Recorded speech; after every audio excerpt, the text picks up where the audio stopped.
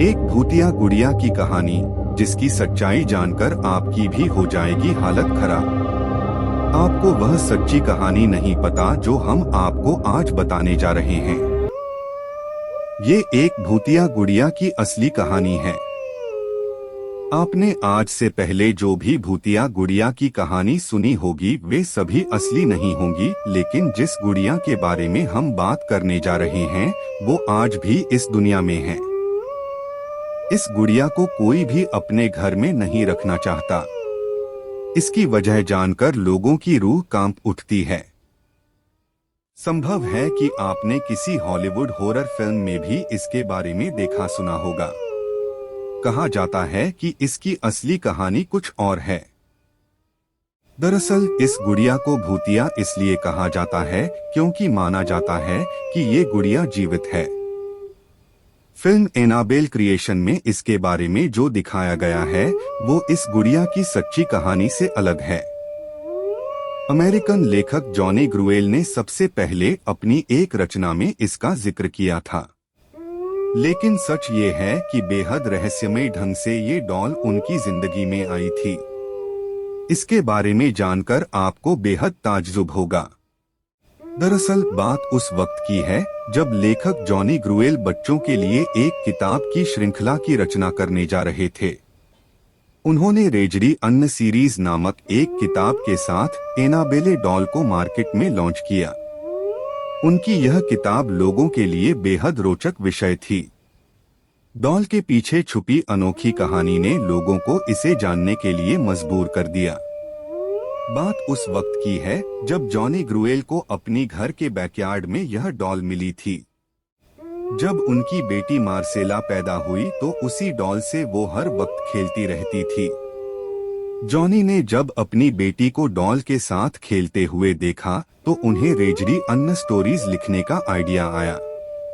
पर दुख की बात ये थी कि 13 साल की उम्र में ही मार्सेल की मौत हो गई। उसकी मौत का कारण संक्रमित टीका बताया गया। मार्सेला की मौत के बाद जब रेजडी अन्न स्टोरीज को मार्केट में लाया गया तब उस डॉल का मॉडल भी बुक के कवर पेज पर छापा गया। ये मार्सेला को श्रद्धांजलि देने के कारण ही लॉन्च किया गया था।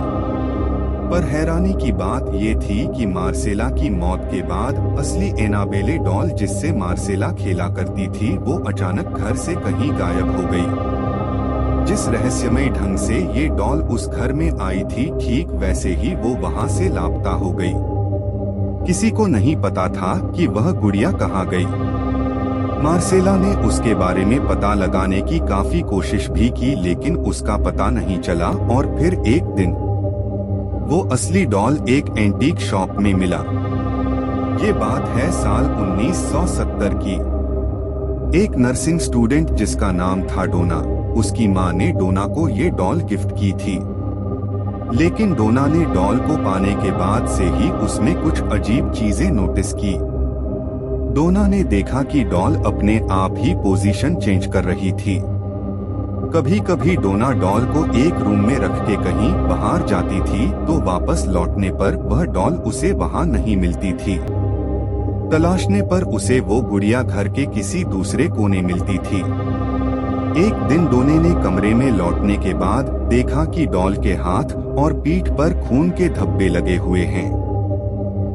वो दहशत भरा ये नजारा देखकर बुरी तरह कांप गई। डोना को समझ आ गया था कि उसके साथ कुछ बुरा हो रहा है। इसके बाद डोना ने फौरन पैरानॉर्मल एक्टिविटी एक्सपर्ट एड और लॉरेन को बुलाया। एड और लॉरेन ने जब पाया कि यह डॉल भूतिया है तब डोना और ज्यादा डर गई। उसने उस गुड़िया को वहां से ले जाने के लिए कहा। एड और लॉरेन उस वक्त उस गुड़िया को अपने साथ कार में ऑकल्ट म्यूजियम में ले गए। लेकिन कार से जाते वक्त ही डॉल ने कुछ ऐसी हरकत शुरू कर दी जिसका अंदाजा उन दोनों को नहीं था। दरअसल गुड़िया ने अपनी पूरी ताकत से उन्हें रोकने की कोशिश की। गुड़िया ने बार बार डॉल कार का स्टीयरिंग घुमाने की कोशिश की, मानो कि वो उन्हें कहीं और ले जाना चाहती है। बड़ी मुश्किल से एड और लॉरेन अपनी मंजिल तक पहुंचते हैं। एड और लॉरेन उस शापित भूतिया डॉल को अपने म्यूजियम में मंत्र से एक कांच के बक्से में बंद करके रख देते हैं। माना जाता है कि आज भी उसकी भूतिया ताकत एक्टिव है। इसी कारण से उसके पास किसी को जाने नहीं दिया जाता।